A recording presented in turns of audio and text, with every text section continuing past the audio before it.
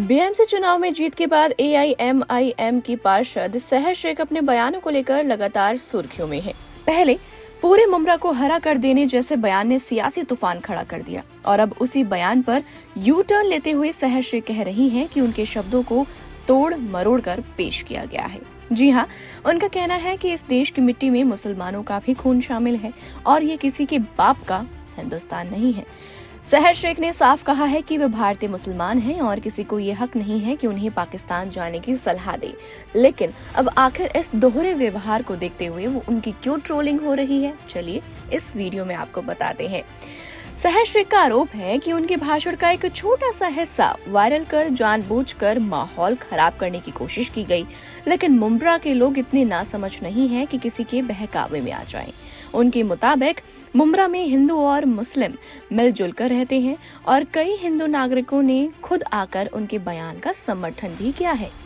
राहत इंदौरी का शेर दोहराते हुए उन्होंने कहा कि इस देश पर सिर्फ एक वर्ग का हक नहीं बल्कि हर उस इंसान का है जिसने इस मिट्टी में अपना खून पसीना बहाया। हालांकि सियासत से इतर सहर शेख एक और वजह से चर्चा में है।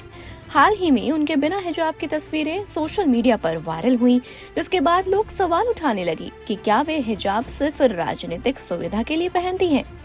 कुछ लोगों का कहना है कि अगर हिजाब पहना भी जाता है तो उसका सही तरीका क्या है, ये भी समझना जरूरी है।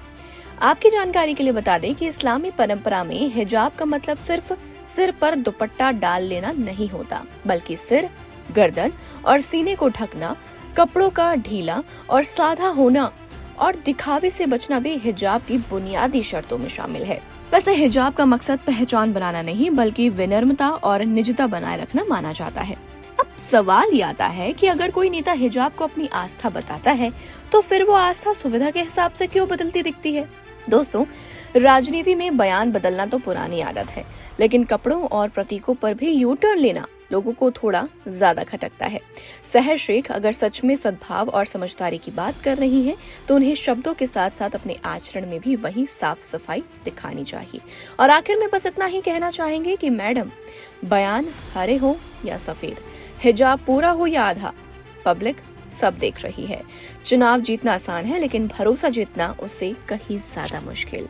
अब इस पूरे मामले पर आपकी क्या कुछ राय है, आप भी हमें अपनी राय कमेंट में जरूर बताइएगा।